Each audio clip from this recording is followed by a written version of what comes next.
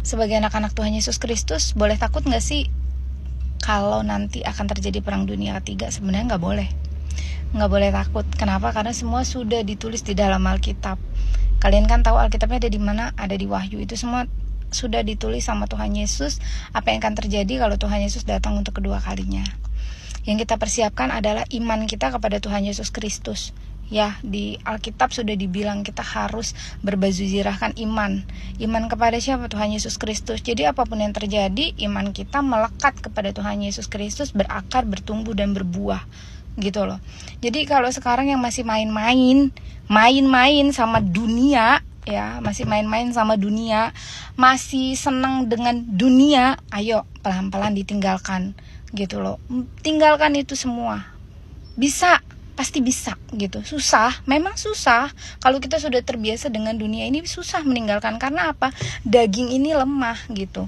Tetapi harusnya roh kita lebih kuat daripada daging kita. Gua berkomitmen dari dulu sama Tuhan Yesus adalah gua berdoa setiap jam 2:30 pagi. Bukan sok-sokan mau suci, enggak, bukan begitu konsepnya. Tapi gue mau belajar mengutamakan Tuhan Yesus ketika gue bangun tidur.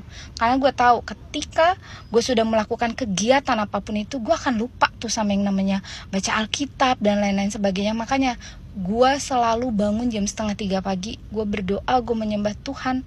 Rata-rata gue selesai doa pagi itu jam 4 sampai 4:30. Kok lama banget, ngapain aja kak? Ya gue berdoa, gue menyembah Tuhan, gue baca Alkitab. Gue baca Alkitab aja sehari itu bisa 4 sampai 5 pasal gitu loh. Kenapa? Karena buat gue firman Tuhan itu harus berakar dalam hidup gue. Itu yang menjadi kekuatan dan yang menahan gue untuk melakukan kejahatan gitu loh. Gimana sih menahan kejahatan? Contoh, gue benci sama lu nih, ya kan bisa aja gue nyindir lewat sosmed. Tapi karena gue udah tahu kebenaran firman Tuhan, gue harus gini.